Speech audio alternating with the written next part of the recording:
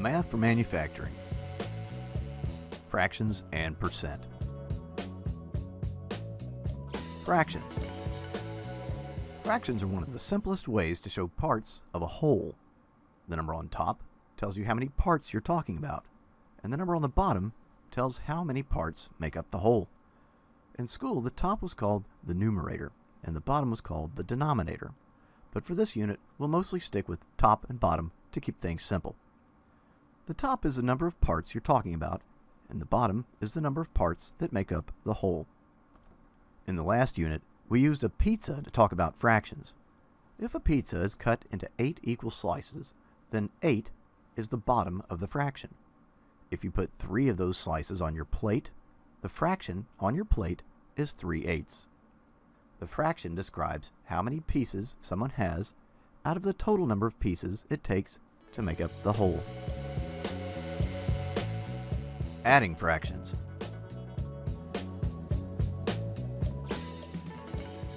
You can use the pizza to understand how to add fractions. If two people both have slices from the exact same pizza, then all their fractions will have 8 as the bottom number. That makes comparisons simple because the number of pieces that make up the whole hasn't changed. When the bottom number is the same, adding or subtracting fractions is just a matter of combining the parts on the top. If one person has 3/8 and another one has 2/8, together they have 5/8, or a little more than half. You don't need to do anything special. The bottoms match, so you simply add the tops. The bottoms will stay the same. When the bottoms of the fraction don't match, you can carefully change the fractions so that they do. Let's look at that pizza again. If you have 1/2 of a pizza, you have 1 of the 2 pieces. If someone else has 1/4 or a quarter of another pizza, that's 1/4. You can't add those fractions because the bottoms don't match. But if you realize that your half is actually 2/4, then it becomes a problem you can solve. To turn your half into quarters, you cut your pizza slice. You double the bottom, 2 becomes 4, so you also double the top. 1 becomes 2. Now the fractions are 2/4 plus 1/4, which can be added because the bottoms match. Now, because 2 plus 1 equals 3, you have 3/4 of a whole pizza. Just remember, if you double the bottom, you have to double the top. This trick will become more important once we start using fractions in manufacturing. Most fractions you run into on the job come from tape measures and rulers. Those tools divide the inch into equal pieces. First, they divide the inch into 2 halves. Then, they divide the halves in half to get 4/4. Then they divide the quarters in half to get 1/8, and so on. So the bottom numbers are usually numbers you can work with just by doubling them. Just remember, if you change the bottom, you have to change the top in the same way. Improper fractions. Think about this. If all pizzas were made up of 8 slices, would it be possible to have more than 8 slices? Could you have 10 or 16 slices? You could if you had more than one pizza. It's possible to have a fraction like 4/2, or even 2/1, or 16/8. These fractions, where the top is bigger than the bottom, represent numbers greater than 1. We call them improper fractions. If the top of the fraction is the same as the bottom, it just means you have exactly 1, or 100% of a thing. If the top is larger than the bottom, you have more than 1 of a thing. Generally, we try to change improper fractions to show how many things we really have. Fractions as division. There's a little secret you may not have been taught in school. Fractions are actually just division problems waiting to be solved. In fact, the division symbol is just a picture of a fraction, a little symbol that represents one number over another number. Even computer keyboards follow this rule. When you type a division problem on a computer, you usually use this key, called the slash key. The slash is just the fraction bar.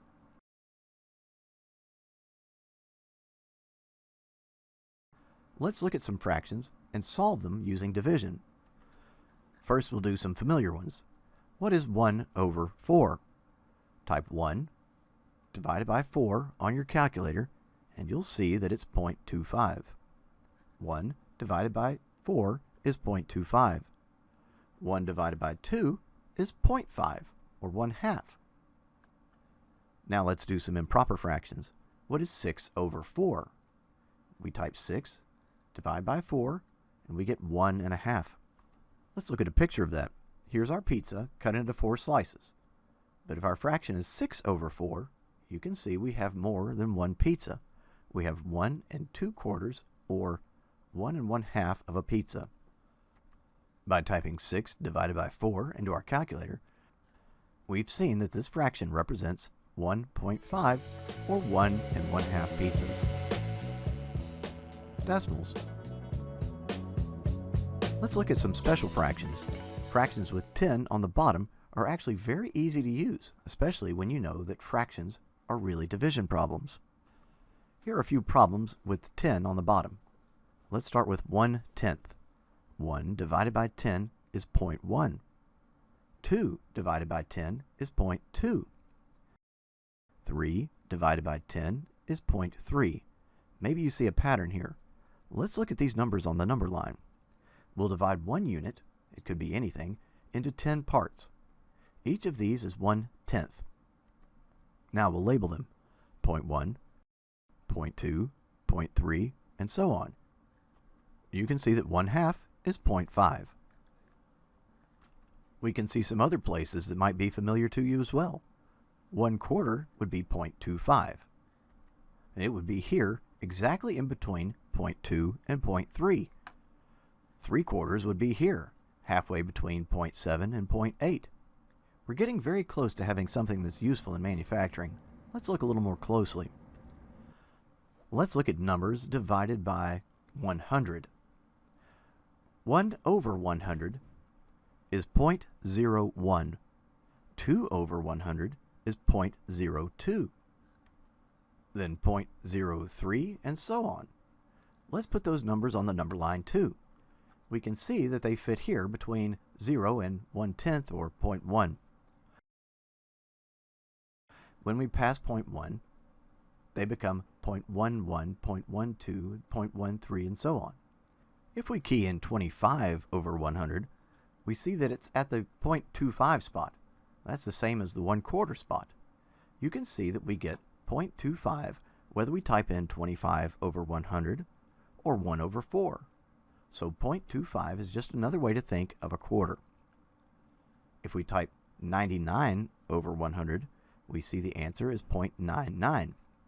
It turns out that using 100 in the bottom of a fraction is so useful that we have a special name for it: percent. Percent. The word per simply means divide by, and the word cent means 100. When we say 50%, what we mean is 50 divided by 100. You may remember that 50% is 1/2. If a store offers 50% off, that means the prices are cut in half. Remember that 1/2 could be 1 divided by 2, or it could be 50 divided by 100, or 0.5. 25% is 1/4, or 25 over 100, which we have already seen is 0.25. It lands right here on the number line. Or you may know that 99% means nearly all of something. You can see that 99% is 0.99, which is very close to the 1 mark. Just remember that the word percent means per, or out of, 100.